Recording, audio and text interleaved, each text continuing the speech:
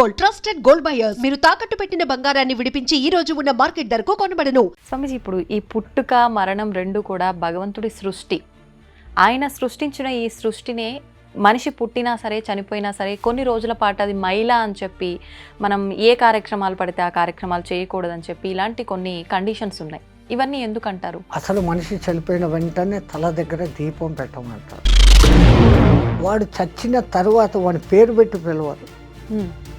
బాడీని తీసుకుపోతాం తొందరగా, ఎత్తేయండి సాయంత్రం అవుతాను. ఒక ఇంట్లో శవం ఉంటే పాతకాలంలో ఆ ఇంట్లో పొయ్యి వెలిగేది కాదు, ఊర్లోనూ వెలిగేది కాదు.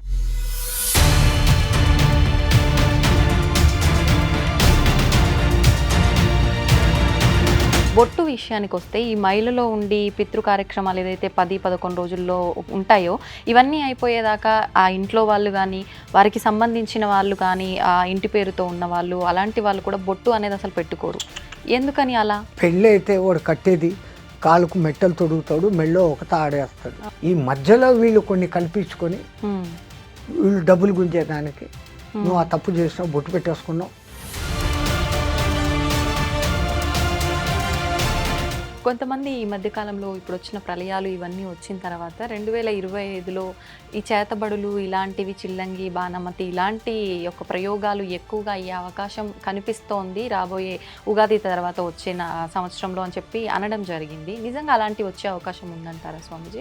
మీ తెలంగాణ ఏరియాలో అయితే ఈ విద్య లేని చోట, వెనకబడిన చోట ఈ ఆదివాసీలు వాళ్ళు ఆ పలానా కాయలు వాడు వెళ్ళే దారిలో వేస్తే ఇదైపోతుంది, అవి 100% ఒకవేళ నిజంగా అలా ఎవరైనా చేస్తున్నారు అని అన్నా కూడా, అంటే నా మీద ప్రయోగిస్తున్నారు అంటే నాకు పని చేయకుండా ఉండాలి అని అంటే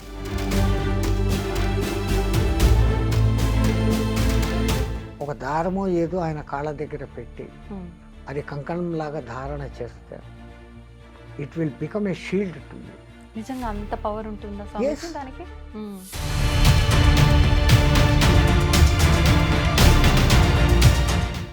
నమస్కారం, వెల్కమ్ టు ఐ డ్రీమ్. ధర్మ మార్గం విత్ విజిత కార్యక్రమానికి స్వాగతం.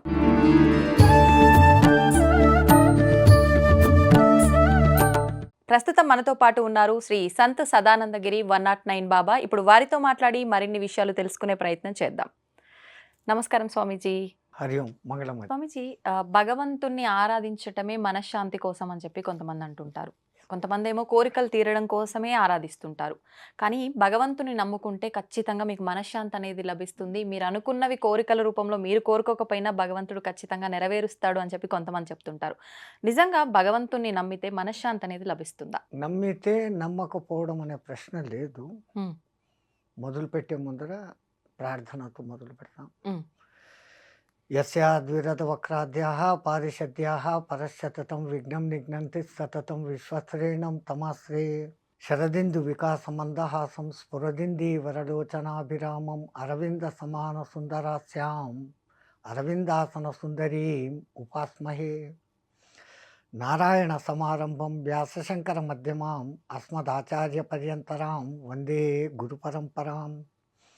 ఓంకార పంజరసుఖీం ఉపనిషదుద్యాన వనకేడికలకంఠీం ఆగమన విపిన మయూరీం ఆర్యాం అంతర్విభావయే గౌరీం. మా గురుదేవులైన మహంతి హిమాలయ గిరిజీ మహారాజు వారి పాదపద్మములను మనస్సులో స్మరించుకొని, ఎవరు నమ్మినా, ఎవరు నమ్మకపోయినా, ఎవరు కొలిచినా కొలవకపోయినా పరమాత్మ అనబడేది ఒకటి ఉంది. దానికి విశ్వశక్తి అని ఒకడు పేరు పెట్టవచ్చు, అమ్మవారు అని ఒకడు పేరు పెట్టచ్చు, నారాయణుడు అని, శివుడు అని, అల్లా అని, జీసస్ అని. మన ఉన్న నాలెడ్జ్తో ఆయనకు ఆ పేర్లు పెట్టి పిలుస్తున్నామే కానీ అది నిరాకారము, నిర్వికల్పము, నిశ్చలము ఒకటి ఉంది. అది సృష్టించినాక నీ కర్మను బట్టి, నువ్వు చేసేదాన్ని బట్టి నువ్వే ఫలితాలు పొందుతావు. నీకు నేను ఏమి ఇవ్వాలో నేను అది ఇస్తాను అని ఆయన ఇస్తూనే ఉంటాడు. అడిగితే దొరికేది కొంచెం, అడగకుండా అంటే వాళ్ళు ఏమి ఇవ్వాలనో అది ఇస్తారు.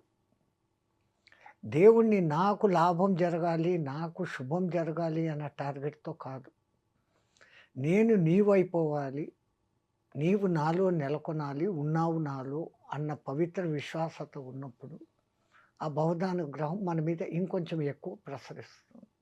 హ్మ్. అయితే మరి మనశ్శాంతి విషయానికి వస్తే స్వామీజీ?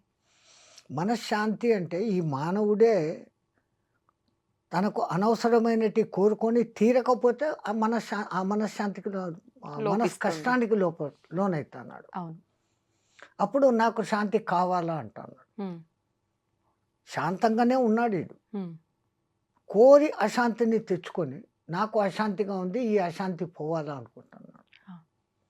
ప్రకృతిలో మమైకమై సాధారణంగా జీవిస్తూ ఉన్నప్పుడు వానికి ఏమీ లేదు. హ్మ్. ఫస్ట్ జనరల్ నెసెసరీస్ రోటీ కపడా और మకాన్. అవును. ఈ 3 దొరికితే చాలరా భగవంతుడా అనుకుంటాడు. అంతే. కాస్త అయి దొరికినాక హ్మ్. కంఫర్ట్స్ కావాలా అంటాడు. Fan, double bedroom. అంతే. దానికోసం ఇంకా కష్టపడతాడు. 10 ఏండ్లు, 20 ఏండ్లు కూడబెడతాడు. హ్మ్. తెచ్చుకుంటాడు. ఇంకా అప్పుడు ఇంకా కోరికలొస్తాయి. ఆ కోరికలు తీరితే సంతోషిస్తాడు. హ్మ్. తీరకపోతే మనశ్శాంతి కరువైంది అంటాడు. అవును. ఇక్కడ వీడు చేసుకుంటున్నది. సరే కంఫర్ట్స్ అన్నీ సమకూరినాయి. అంతటితో తృప్తి పడడు. హ్మ్. లగ్జరీస్‌కి పోతాడు. అవును. పార్టీలు పెట్టడం, ఖర్చులు చేయడం. హ్మ్. ఎవడో మనవడి బర్త్‌డేకు 10 కోట్లు ఖర్చు పెట్టేసి గ్రాండ్‌గా చేయడం. Hmm. So luxuries. Then what? Hmm. ఇంకేం లేదు ఇంకా అవును. తర్వాత. అవును. సో ఎంతెంత వీడు తెచ్చుకుంటున్నాడో, ఏ దొంగలు ఎత్తుకుపోతారో, ఏ టాక్సోడొస్తాడో. హ్మ్. వీడు కోరి మనశ్శాంతిని వీడే పోగొట్టుకుంటున్నాడు తప్ప, ఆయనేమి మనశ్శాంతి పోయే పరిస్థితి ఎక్కడా కల్పించలే. హ్మ్. ఉన్నంతలో నాకు దొరికింది ఏదో, దాంతో నేను తృప్తి పడతాను అనుకున్నోడు ప్రపంచంలో అందరికన్నా సుఖవంతుడైన జీవి. హ్మ్. అది ఇడిచిపెట్టి నాకు ఇంకా కావాలా అనుకుంటుంటే దానికి అంతం లేదు. ఆ! అక్కడే మనిషి అశాంతికి లోనైతున్నాడు. హ్మ్. మనిషి అశాంతికి పరమాత్ముడికి ఎంత మాత్రమూ సంబంధం లేదు. హ్మ్.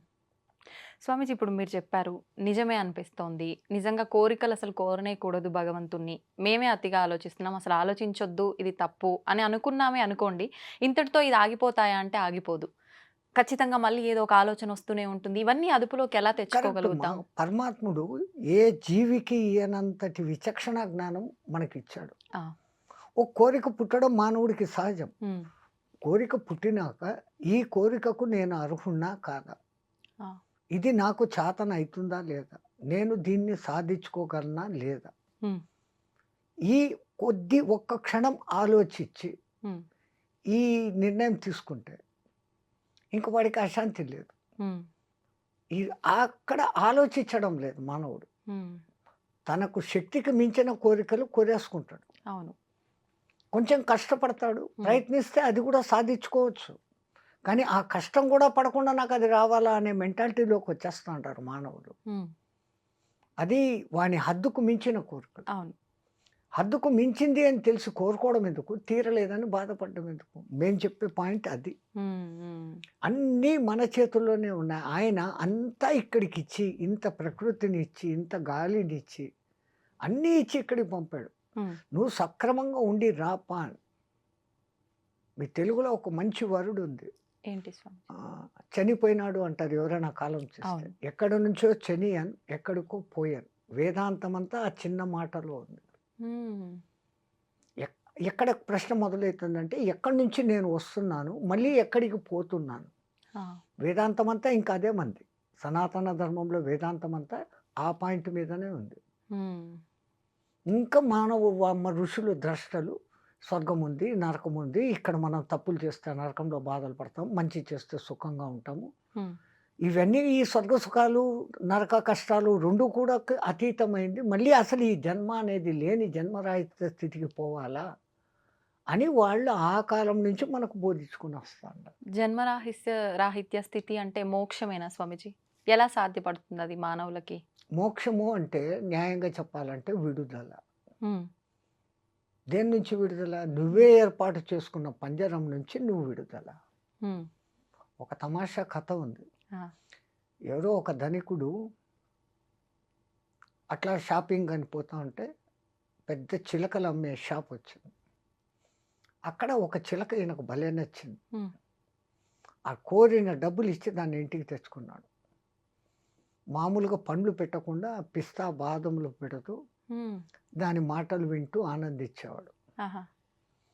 దానికోసమని చిన్న పంజరంలో పాపం ఎగరలేదు అని హ్మ్. బంగారుతో ఈ రూమ్ అంతా పంజరం చేశాడు. మొత్తానికి పంజరమే. పంజరమే. హ్మ్.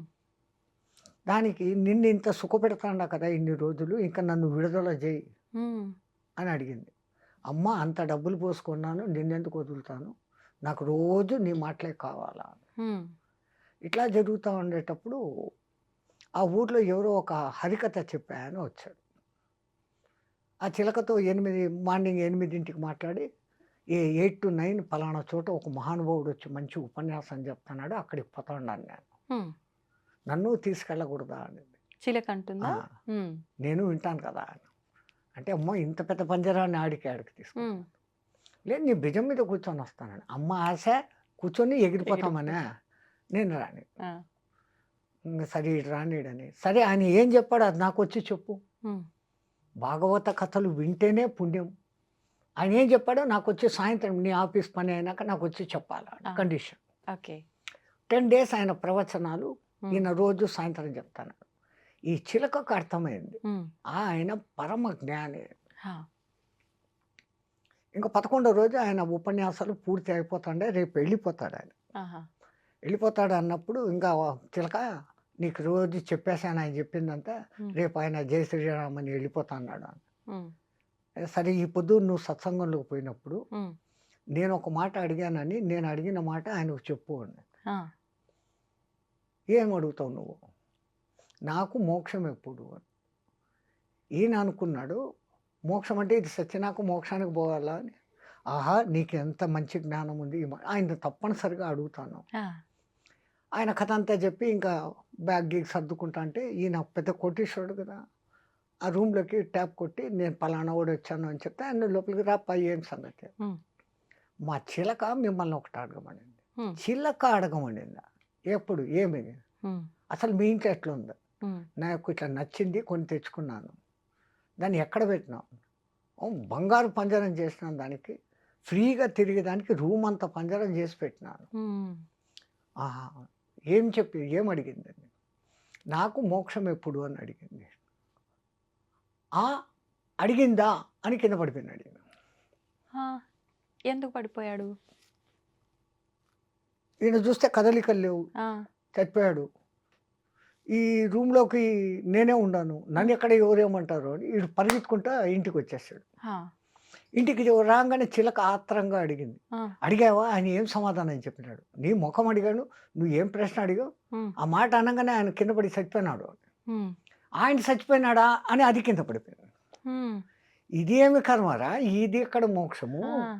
ఇది ఈ అడగడం ఏంది, వాడు చావడం వాడు ఏంది, పడిపో వాడు చచ్చినాడంటే ఇది చావడం ఏంది, ఇంత అద్భుతమైన చిలక అని పంజరం తీసుకొని లోపలికి పోయి దాన్ని బయటికి తీసుకొని వచ్చి నీళ్లు చల్లినాడు. హ్మ్. నీళ్లు చల్లగానే పట్టం లేసి ఎగిరిపోయింది. ఆ గురువు గారు ఈ చిలక భావం అర్థం చేసుకున్నాడు. ఆ! నన్ను పంజరంలో పెట్టినాడు, ఈ పంజరం నుంచి నాకు మోక్షం ఎప్పుడు, విడుదల ఎప్పుడు అని అడిగింది అది. ఓకే. వస్తే చిలక సచ్చినట్లు నటించు, వాడు బయటికి తీస్తాడు, నువ్వు ఎగిరిపో అనే సింబాలిజాన్ని ఓహ్! ఆయన అక్కడ పడిపోయినట్లు నటించాడు. అబ్బబ్బబ్బబ్బా! మహాజ్ఞానులు ఆ స్థాయిలో హ్మ్. ఉంటారు. ఆ చిలక చెప్పిన దానికి ఆయనకు వెంటనే అర్థమైపోయి అర్థమైపోయింది. దాన్ని ఇంకా ఇడిచిపెట్టు అంటే ఈడు ఇడిచిపెట్టడు. హ్మ్. ఇంకా టెక్నిక్‌గా చెప్పాలంటే ఇధర్ సే ఘాత్ గుమానా హై, మక్కన్ నికాల్నా హై తో उँगली टेढ़ी करना है అంటారు. హ్మ్. ఆయన దానికి అర్థమయ్యేటట్టు ఇంక ఈయన ఎట్లా పోయి చెప్తాడు ఆయన అవును. పడిపోయి చచ్చిపోయాడు అని. అంటే నువ్వు అట్లా చచ్చినట్లు పడితే నువ్వు బయటికి పోతావు అని. అవును. కొంతమందికి విడుదల అంటే అటువంటి విడుదల. హ్మ్. కానీ ఋషులు, మునులు మన సనాతన ధర్మం నమ్మేది ఆ! ఎప్పటికైనా కానీ ఈ పునరపి జననం, పునరపి చక్రంలో వద్దు. హ్మ్. ఆ సంచితపు మూటను మోయలేకపోతాండాం, ఆగామిని నిలబెట్టలేకపోతాండాం, హ్మ్. ఈ ప్రారంధాన్ని అనుభవిస్తూనే ఉన్నాము. ఈ ప్రారంధమును సక్రమంగా అనుభవిస్తూ ఆగామిని నిలబెట్టవచ్చు తప్పులు చేయకుండా. ఓకే. నువ్వు మంచిగా ఉండి దాన ధర్మాలు, యజ్ఞయాగాదులు, పుణ్యకార్యాలు చేస్తుంటే సంచితం ఆటోమేటిక్‌గా తగ్గుతుంది. హ్మ్. ఈ జన్మకు కాకుంటే మళ్ళీ ఛాన్స్ ఇస్తాడు. ఇంకో జన్మ, ఇంకో జన్మ. ఆ సంచితపు మూట పూర్తిగా తగ్గిపోయింది అంటే హ్మ్. ఆగామి లేదు, సంచితం లేదు. జై శ్రీరామ్. పునర్జన్మ ఉంటుందా స్వామీజీ? 100%. మళ్ళీ మానవ జన్మే ఉంటుంది అనొచ్చా? అది మానవుడిగా ఉండొచ్చు, ఇంకోటిగా ఉండొచ్చు. కోట్లలో ఒకళ్ళకి హ్మ్. పూర్వజన్మ స్మృతి అనేది వస్తుంది. హ్మ్. ఒకవేళ పరమాత్ముడు మనకు పూర్వజన్మలు, రాబోయే జన్మలు ఒక్కొక్క 2 జన్మలు చూపిస్తాడంటే చాలు. హ్మ్. మనం ఈ వర్తమాన జన్మను బతకలేము. హ్మ్. ఎందుకంటే అయ్యో! నేను అట్లుంటినా, ఇట్లుంటినా ఆ హ్మ్. జన్మల్లో అని హ్మ్. దాని గురించి ఆలోచన చేస్తూ, రాబోయే జన్మలు ఇట్లుంటాయా అనుకుంటూ, ఈ ఉన్న వర్తమానాన్ని పాడు చేసుకుంటాం. హ్మ్. అందుకని పరమాత్ముడు ఆ మరుపు అనేది ఇచ్చాడు. ఓకే. ఎక్కడో ఒక చోట ఈ పునర్జన్మలు లేవు, మీదంతా ఏం సంస్కృతి అని ఆ ఇంగ్లీష్ వాళ్ళకే ఎన్నో రుజువులు దొరికాయి. హ్మ్. ఎన్నో చోట్ల ఆ 6, 7 అమ్మాయి ఆ! నేను ఫలానా అని ఫలానా. వాళ్ళకి ఎవరికీ తెలియని భాష మాట్లాడుతా ఉంటే అవును. అసలు ఆ భాష ఏంటో అర్థం కాక అల్లాడిపోయి హ్మ్. 6, 7 నెలల తర్వాత ఎవరో ఆ భాష తెలిసినోడు కనపడి ఈమె ఈ భాష మాట్లాడుతాంది అని హ్మ్. ఆయన ఆ డీటెయిల్స్ కనుక్కుంటే నా ఊరు ఫలానా, నా దేశం ఫలానా అని ఆయన చెప్తే హ్మ్. అది నిజమా కాదా అని పోయి ఎంక్వైరీ చేస్తే అది నిజమని తెలియదు. హ్మ్. వాళ్ళనందరినీ గుర్తుపెట్టింది. ఓకే. గుర్తుపట్టాడు పిల్లవాడు. ఆ! ఆ! ఇంకో పిల్లవాడి కేసు తనను చంపిన వాడిని పోలీసోళ్ళ దగ్గరకొచ్చి ఈడే నన్ను చంపింది అని చూపిచ్చాడు. హ్మ్. నువ్వు బతికే ఉండవు కదరా! నువ్వు పిల్లోడివి వాడిని చంపావంటే పూర్వజన్మలో నేను ఫలానా ఊర్లో ఉన్నప్పుడు ఈవిడు చంపాడు. ఈ ఊరికి పొద్దొచ్చాడు. నేను ఇక్కడ పుట్టి ఉన్నాను. It is recorded. హ్మ్. వాడు చెప్పిన ప్రతి ఒక్క డీటెయిల్ కరెక్టు. ఆ ఊరికి తీసుకెళ్లారు. ఆ ఊర్లో ఎవడు హత్యకు గురి కాబడ్డాడు, చంపినోడు ఎవడు? హ్మ్. వాడి గుర్తులు అన్నీ ఉండే అదే ముఖము, అదే గుర్తులతో వీడున్నాడు. ఆ! అయితే ఓన్లీ పూర్వజన్మ వాసనలకు సంబంధించి స్మృతులు గుర్తుండడం వరకేనా? లేదు అనంటే చాలామంది అవి అట్లా ఉండబట్టి హ్మ్. ఎంతోమంది మామూలుగా ఉన్న వ్యక్తి సడెన్‌గా ఆల్ ఆఫ్ ఎ సడెన్ మహానుభావుడుగా మారిపోతాడు. అవును. అవును. రమణ మహర్షి హ్మ్. 12 ఏండ్ల వరకు మామూలు విద్యార్థిగానే ఉన్నాడు. హ్మ్. అక్కడ అందరూ తిరువన్నామలై అని అంటారే తప్ప అరుణాచలం అని ఎవడు పిలవడు. ఆహా!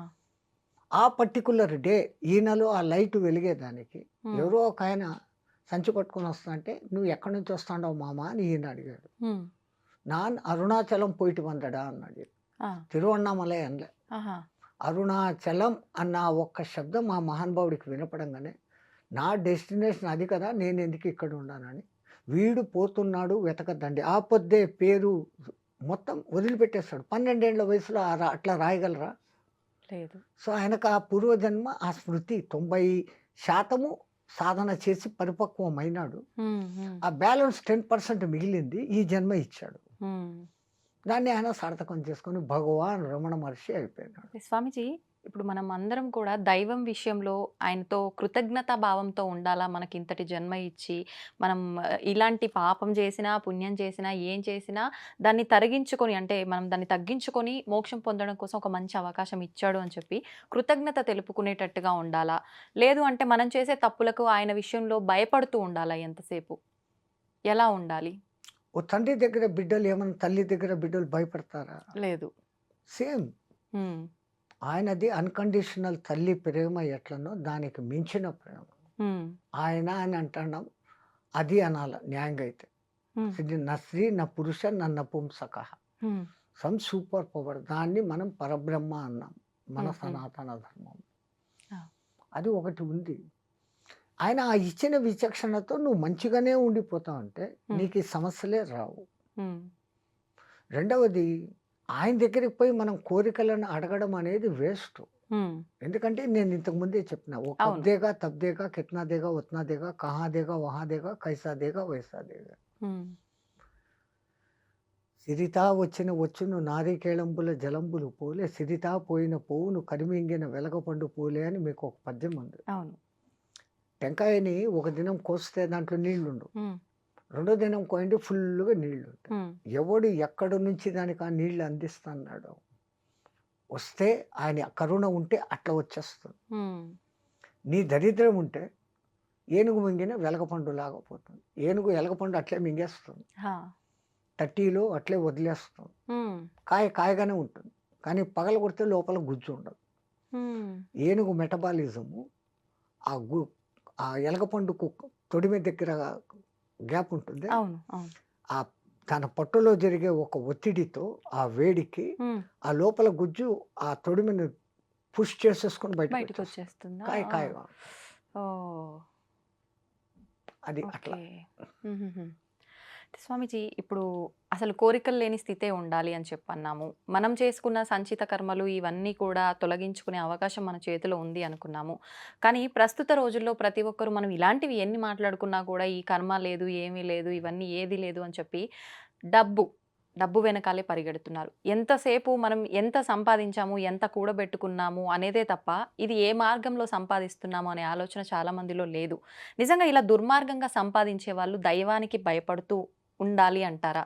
మనం వాళ్ళను భయపడుతూ ఉండు అని చెప్పాల్సిన పని కూడా లేదు. హ్మ్. మొన్న ఒకసారి కడతాల్లో స్వామినారాయణ అధ్యక్షుల వారు వచ్చారు అక్కడికి. హ్మ్. స్వామినారాయణ సంస్థ చాలా పెద్దది. ఆ అధ్యక్షుల వారు ఏదో పని మీద పోతూ హైదరాబాద్లో వీళ్ళ పిలుపుని ఆహ్వానించి వచ్చారు. హ్మ్. ఆయన వచ్చి రాగానే ఆయన హిందీలో చెప్తూ ఉంటే వేరే వాళ్ళు ట్రాన్స్లేట్ తెలుగులోకి చేశారు. హ్మ్. మీలో ఎవరైనా పోయేటప్పుడు ₹1 తీసుకొని పోతారా? వాళ్ళు చేతులు ఎత్తండి అన్నాడు. హ్మ్. 30-40 వేల మంది కూర్చొని ఉన్నారు. ఒక్కడు చెయ్యి పైకెత్తాలి. హ్మ్. సో ఎవ్రీబడీ నోస్ పోయేటప్పుడు మనము ఏమి తీసుకెళ్ళం. అది మీ తెలుగులో ఉంది. అవును. వచ్చేటప్పుడు పుట్టినప్పుడు బట్ట కట్టలేదు, పోయేటప్పుడు వెంట రాదు అని ఎవడో సినిమా పాట పాడతాడు. అవును. తో ఆ మహాత్మ లేఖర్ కూర్చున్నాయా ఇది మనం చేతిలో తీసుకుని ఏమీ రాలేదు. హ్మ్. ఇట్లా చేతులు పట్టుకొని వచ్చినాం. హ్మ్. మూసిన చేతులతో వచ్చాం. చేతులు తెచ్చని మొదలుపెట్టాం. హ్మ్. పోయేటప్పుడు ఉత్త చేతులతోనే పోతాను. హ్మ్. అలెగ్జాండర్ 3 వంతుల భూమినంతా ఆక్రమించుకున్న మహానుభావుడు. ఆఖరికి భారతదేశం వచ్చినాక ఈ సంస్కృతి తెలిసింది ఆయనకు. ఎట్లా తెలిసింది? ఎవరో ఇద్దరు కొట్లాడుకుంటున్నారు. ఈయన టెంట్ బయట కొంచెం దూరంలో. హ్మ్. తన సైన్య అధ్యక్షుడిని పిలిచి దేనికి రా వాళ్ళు కొట్లాడుకుంటున్నారు కనుక్కొని రా అన్నాడు. వీళ్ళు పోయి ఒకనికి భూమి అమ్మాడంట. హ్మ్. ఈ భూమి కొనుక్కున్నోడు దున్నుతూ ఉంటే లంక మీద దొరికినాయంట. హ్మ్. ఆహా! డబ్బు కోసం కొట్లాడుకుంటున్నారు. హ్మ్. ఎవరో అందరూ భారతదేశం అంటే ఏమో ఏమో గొప్పదని మా గురువుగారు అరిస్టాటిల్ చెప్పారు. హ్మ్. ఇంతేనా ఇక్కడోళ్ళు అన్న. అయ్యా నేను చెప్పేది పూర్తిగా విను. ఆ!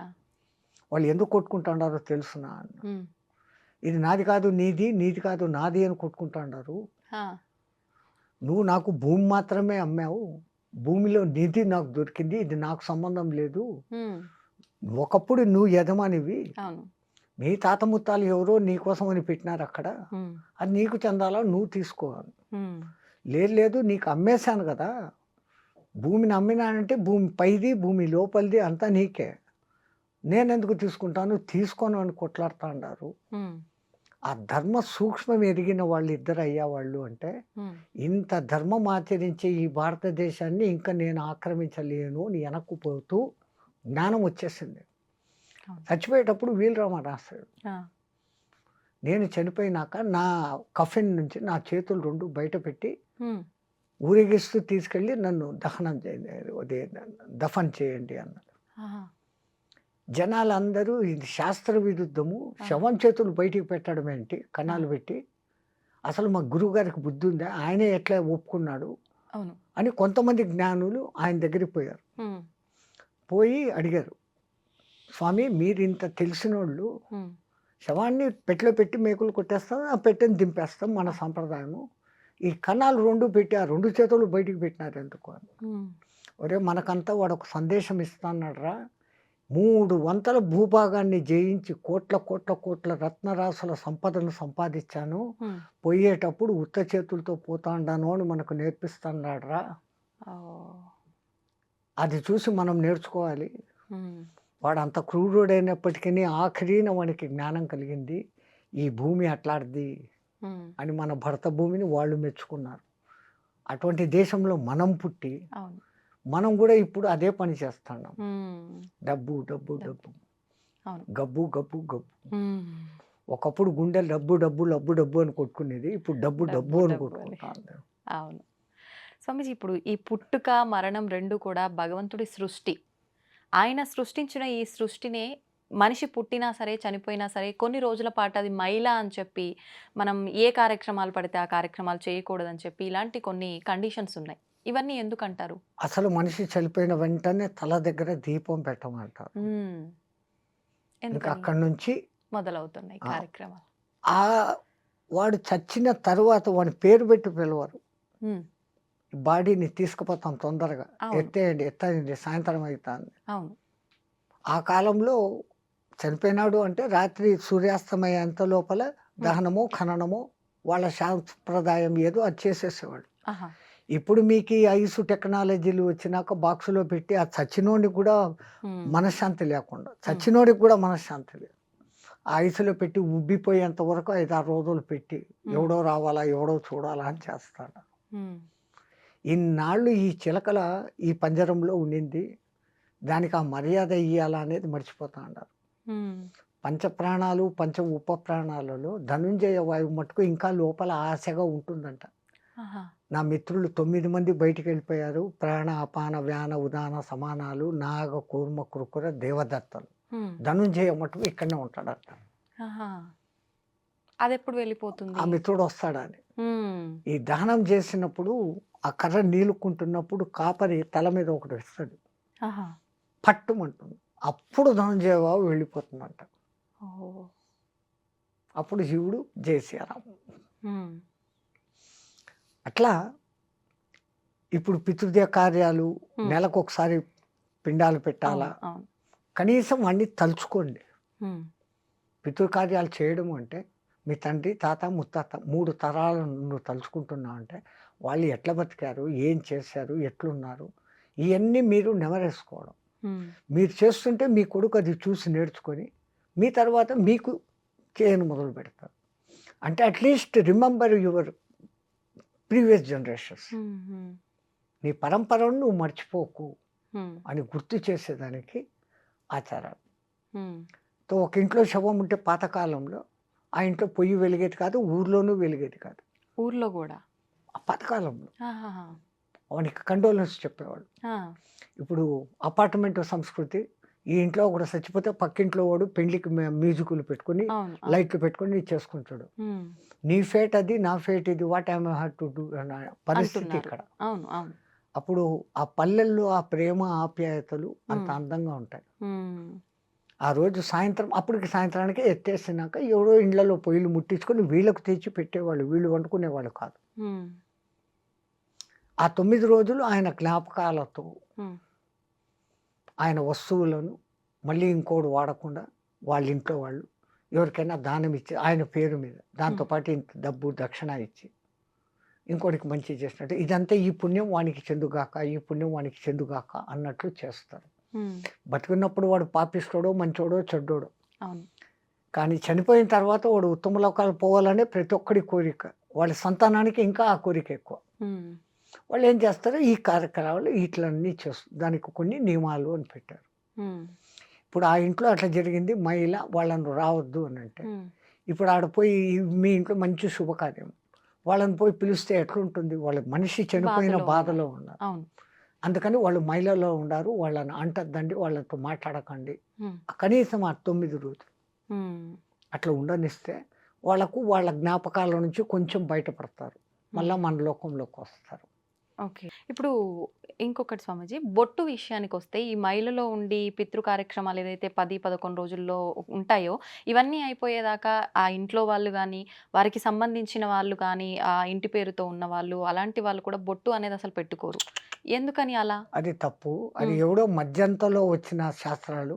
ఇంట్లో దీపమే పెట్టకూడదు ఆ, సంవత్సరం దాకా, దీపం గుళ్ళకు పెట్టకూడదు. పోకూడదు. అవును. మన వేదశాస్త్రంలో ఈ రూల్స్ లేవు. ఉమ్, ఉమ్, ఈ మధ్యలో వీళ్ళు కొన్ని కల్పించుకొని ఉమ్, వీళ్ళు డబ్బులు గుంజేదానికి నువ్వు ఆ ఉమ్, తప్పు చేసినావు, బొట్టు పెట్టేసుకున్నావు, దానికి ఇంత కర్మ చేయాలా, ఇంతి. ఉమ్, పెళ్ళి అయితే వాడు కట్టేది కాలుకు మెట్టలు తొడుగుతాడు, మెళ్ళో ఒక తాడేస్తాడు. అవును అవును. దానికి ముందు పుట్టినప్పటి నుంచి నువ్వు పూలు పెట్టుకుంటా ఉండావు, బొట్టు పెట్టుకుంటా ఉండావు, అలంకరించుకుంటా ఉండావు, ఉమ్, రంగు వస్త్రాలు వేసుకుంటా ఉండావు. ఉమ్, వాడు అవన్నీ పెట్టి నిన్ను మొదటి నుంచి నీ మొగుడు ఎవడో వాడు పుట్టినప్పటి నుంచి నీకు ఇవన్నీ చేయలేదే. చేయలేదు. పుట్టిన బిడ్డకే ఆడబిడ్డ పుట్టంగానే దానికి ఇంత చుక్క బొట్టు పెట్టి, కాళ్ళకు కడియాలు పెట్టి, చేతిలో గాజులు ఇచ్చి, అవును. అదేమో ఇది గుంగొట్టు పట్టీలు. పట్టీలు వేసి ఎంత తల్లిదండ్రులు అవును ఆనందిస్తారు. అవును. ఈ అన్నీ తీసేమనడం ఎక్కడ సాంప్రదాయం. ఉమ్, అందున సతీసాగమనం. ఆ, ఒకప్పుడు అది ఎందుకు ఉండేది అంటే ఉమ్, ఈమె మానహీన అయ్యేదానికి కారణం ఉంది, అందంగా ఉంది. ఉమ్. వాళ్ళు ఇచ్ఛాపూర్వకంగా చనిపోయేవాళ్ళు. వాళ్ళకి వాళ్ళు. ఉమ్, ఆయనను ఇన్నాళ్ళు కలిసి ఉండి ఇప్పుడు నాకు ఆయన లేడు అని అంటే నేను ఇంక బతికి ఎందుకు, ఆయనతో పాటే వెళ్ళిపోతానన్న ఉద్దేశంతో ఇచ్ఛామరణంగా కొంతమంది పోతుంటే ఉమ్, దాన్ని శాస్త్రబద్ధమని చెప్పి ఇష్టం లేని వాళ్ళను కూడా మండే కట్టల్లోకి లాక్కొని పోయేయని మొదలుపెట్టారు. అవును. రాజా రామ్మోహన్ రావు వంటి వాళ్ళు ఉమ్. ఇది దురాచారము అని మెల్లమెల్లగా మార్చి ఇప్పుడు ఈ స్థితికి తీసుకు. ఇప్పుడు మీరు చెప్పినట్టుగా బొట్టు గాజులు ఆడవాళ్ళ విషయంకి వస్తే వాళ్ళకు ఒక అవి తీసేయడం ఒకటే కాదు, మాంగమే అవమానించటం. సింధూర్ అది ఉమ్, పెట్టుకోకూడదు. ఉమ్, ఇక్కడ బొట్టు అది మీ సహజ హక్కు. ఉమ్. మాంగమే సింధూర్ పెళ్ళి అయిన నుదుట తర్వాత పాపిట. పాపిట. ఉమ్. ఇప్పుడు వాడు పాపిట ఆడుందో తెలియదు, జుట్టు ఇది పోసుకొని దేయాల్లాగా తిరుగుతూ ఉన్నారు. ఆ, పెళ్ళైన వాళ్ళకు అస్సలు గుర్తు. ఉమ్, మేమైతే కాళ్ళ దిక్కు చూసి మెట్టలుంటే ఆహా ఈమె పెళ్ళైన మాత, ఉమ్, లేదా తల దిక్కు చూస్తే మాంగమే సింధూర్. ఉమ్, ఈ రెండింటిని చూసి ఎవరు విధవ ఎవరు ఇది అని కనుక్కునేవాళ్ళం. ఉమ్, ఇప్పుడు ఎవరు విధవనో ఏం అనకూడదు, ఈ మాటలన్నీ ఏమీ తెలియని పరిస్థితి ఏర్పడింది. ఉమ్, పెళ్ళి అయిన వాళ్ళు కూడా కాళ్ళు మెట్టలు వేసుకోవడం లేదు, ఉమ్, బొట్టు పెట్టుకోవడం లేదు. భూదద్దం తెచ్చి చూస్తే దాంట్లో కనపడుతుంది అంత గిద్దు చిన్నది నల్లగా, అదెంత గమ్ము, అది స్టైల్. పెట్టుకుంటాడు. ఉమ్. స్టిక్కరా బక్కరా అది Stickers. పెట్టుకుంటాడు. ఆ, ఎప్పుడైతే పసుపును నిమ్మరసంలో నానేసి తీసి తర్వాత కొంచెం పటిక వేసి కలిపి వచ్చే అసలైన కుంకుమ, ఉమ్, అది ఇక్కడ త్రిపుటి దగ్గర పెట్టుకుంటే ఆజ్ఞాచక్రం ఉత్తేజితమవుతుంది. ఆడ మగ తేడా లేకుండా ఇక్కడ అంత బొట్టు పెట్టుకోవాలి. ఉమ్, ఎంత బొట్టు పెట్టుకుంటే అంత శక్తి, సూర్యకిరణాల శక్తిని ఫిల్టర్ చేసి గ్రహించే శక్తి దానికి ఉంది. ఉమ్, ఇప్పుడు ఏందేందో రంగురంగుల నానాకము అయిన డిజైన్ టిక్కర్లు, దానికి ఒక గజ్జలు, ఉమ్. దరిద్రం, ఒళ్ళు పాడేదానికి. స్కిన్ అక్కడ ఏమవుతుందో మీరు గమనించండి. అవును, అవును, కొన్నాళ్ళు పెట్టుకున్నాక there will be A mark. అవును, అవును. పచ్చబొట్టు పొడిచినట్లు ఒక మార్క్ ఏర్పడుతుంది. లేదా కొంతమందికి స్కిన్ అలర్జీ కూడా వచ్చిన సందర్భం. అవును స్వామి. అది ఇది పెట్టుకుంటే వచ్చిందని వాళ్ళకు తెలియదు. ఉమ్, అది టోటల్ బాడీకి స్ప్రెడ్ అయిపోయి మొత్తం బాడీనే పోతుంది, ఉమ్, సర్వనాశనమే. మన పూర్వీకులు ఏది పెట్టినా కానీ దాని వెనకలే. ఇప్పుడు ఆ మంచి బొట్టు అటువంటి కుంకుమతో పెట్టుకుంటే అది స్కిన్కు ఎఫెక్ట్ చేయదు, మంచి చేస్తుంది తప్ప చెడు చేయదు. ఉమ్, కడిగేస్తే పోతుంది. ఆ, ఇప్పుడు వస్తున్నట్టు ఈ రంగురంగులు ఏంటి వస్తున్నాయి, ఉమ్, కడిగితే ఫోన్ కూడా పోయి సావదు. ఉమ్.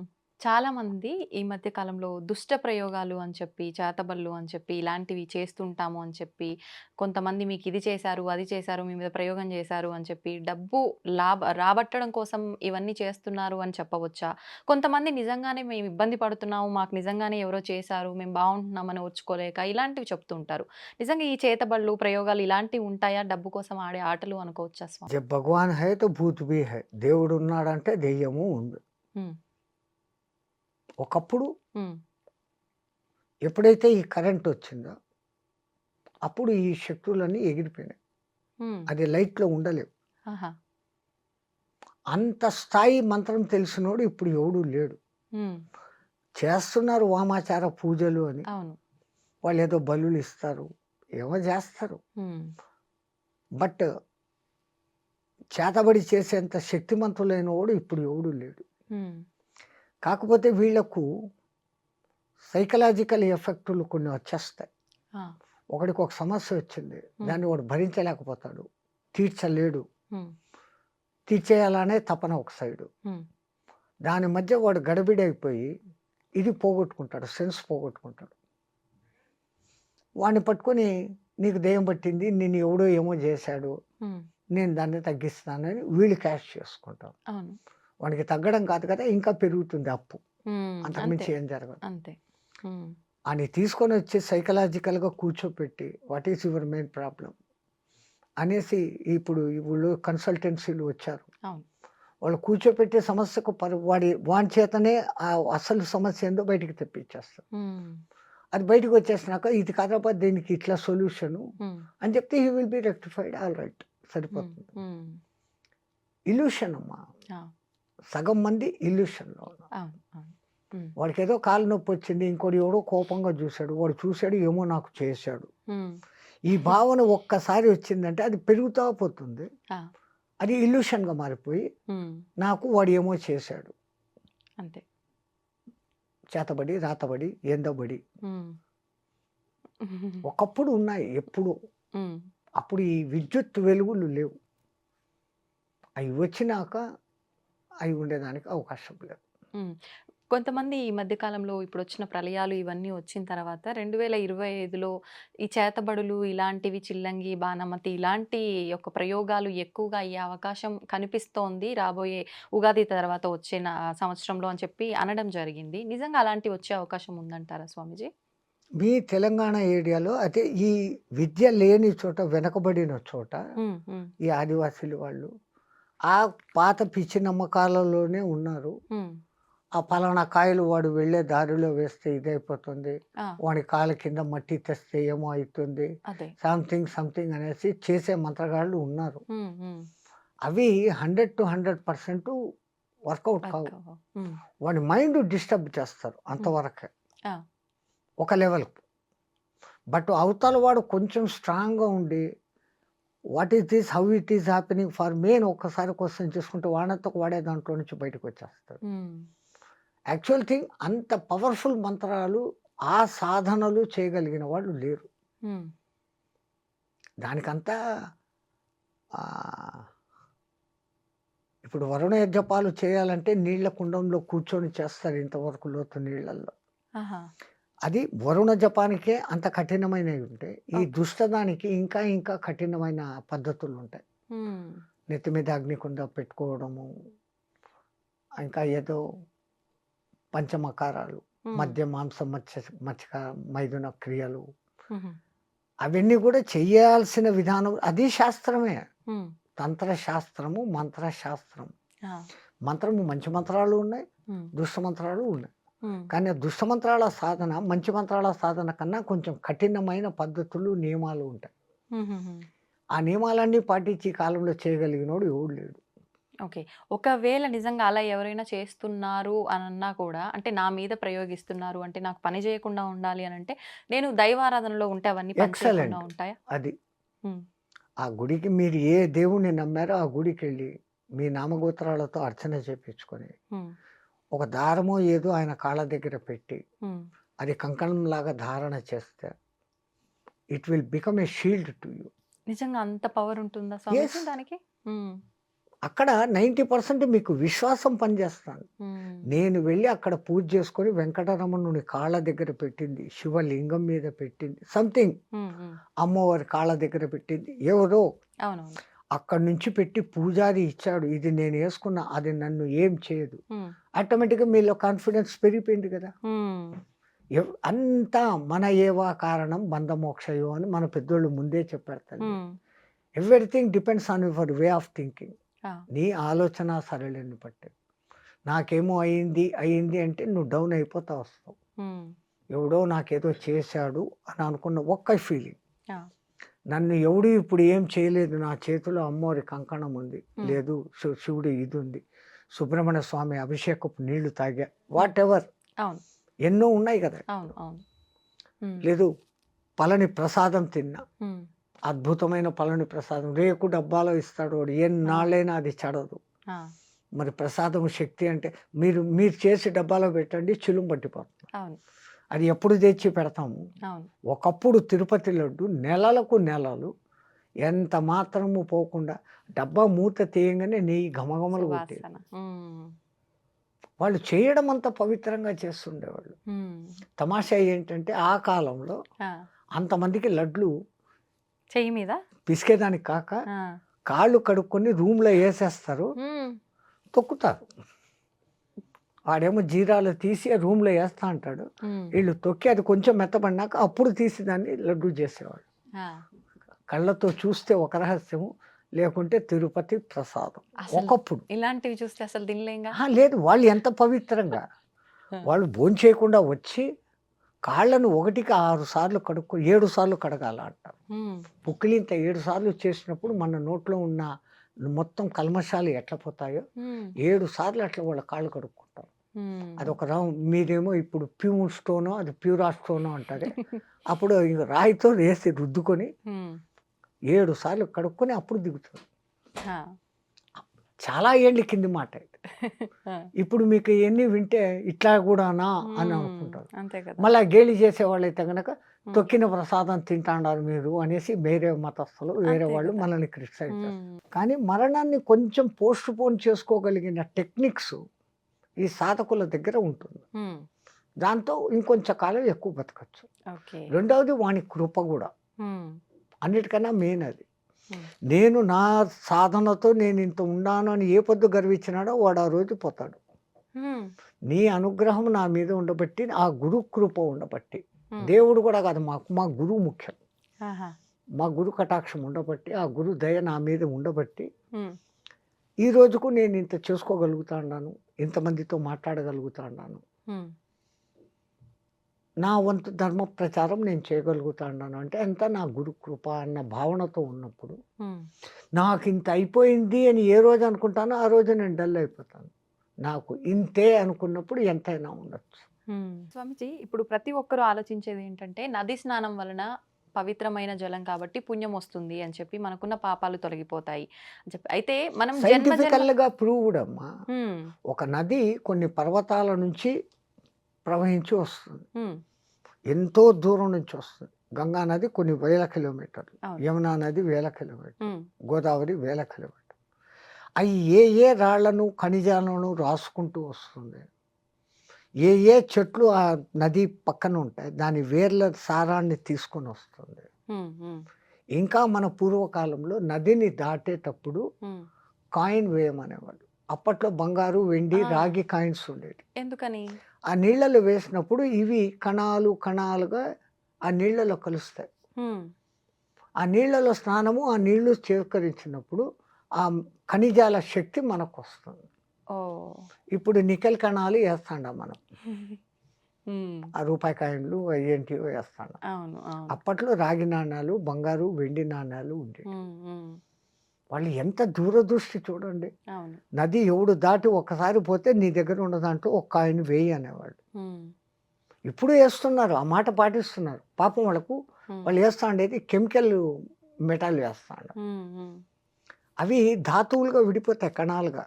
కొన్నాళ్ళకు ఆ ప్రవాహ వివేకానికి ఆ కణాలు ఎవడికో నీళ్ళు తాగినప్పుడు 2 కణాలు వచ్చినాయి, బంగారు లోపలికి దిగింది.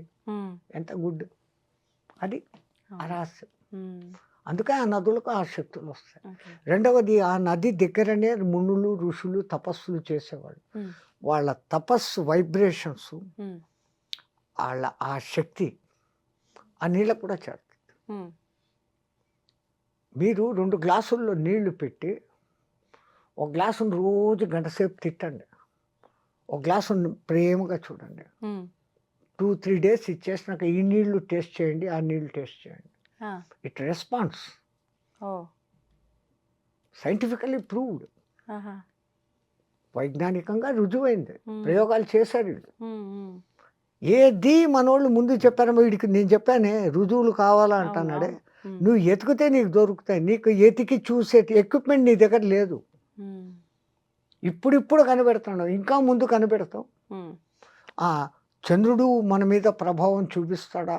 శనిగ్రహము ఇన్ని కోట్ల కిలోమీటర్ల దూరంలో ఉంది, వాడు మన మీద ఏంది ప్రభావం చూపిస్తాడు? మీ జ్యోతకాలు ఏంది, జోస్యాలు ఏంది అని వీళ్ళు అంటారు. చంద్రుని మూలంగానే సముద్రంలో ఆటుపోట్లు జరుగుతున్నాయని ప్రూవ్డ్. అమావాస్య పౌర్ణమి రోజులలో దొంగతనాలు, కూనీలు, దోపిడీలు ఎక్కువ జరుగుతున్నాయి.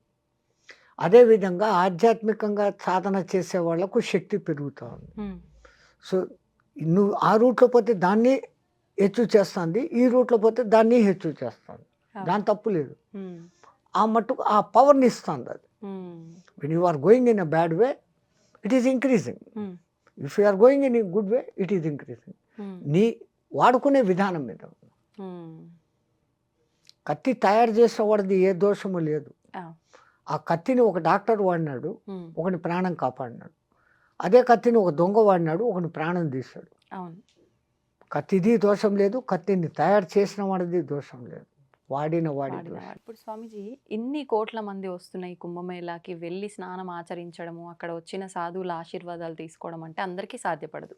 వెళ్ళిన వాళ్ళు ఎవరైనా జలం తీసుకొస్తే ఆ జలాన్ని మన నెత్తిలో చల్లుకోవడం కానీ అలాంటివి చేస్తే కూడా అదే పుణ్యం చాలు. వస్తుందా? ఎందుకు గంగాజలం తెస్తే ఎన్నాటికి చెడదు అనేది ఇప్పటికీ సైంటిస్టులు చెప్తానే ఉన్నారు. అవును. వేరే నీళ్లు 10 రోజులకు పాడైతాయి, ఉమ్, గంగ నీళ్ళు ఎప్పటికీ పాడు. ఉమ్, దాంట్లో ఆ ఔషధి శక్తులు ఉన్నాయి. అందుకే గంగమ్మ అమ్మ ఉమ్, మాతృదేవ భావనతో మనం చూస్తాం. ఉమ్, గోదావరి అమ్మ, కృష్ణమ్మ అమ్మ, అవును. జగజ్జనని, ఉమ్. ఆ శక్తి ఉంది. ధన్యవాదాలు స్వామీజీ, చాలా మంచి విషయాలు తెలియజేశారు. కుంభమేళా విశిష్టత గురించి కూడా చాలా చక్కగా వివరించారు.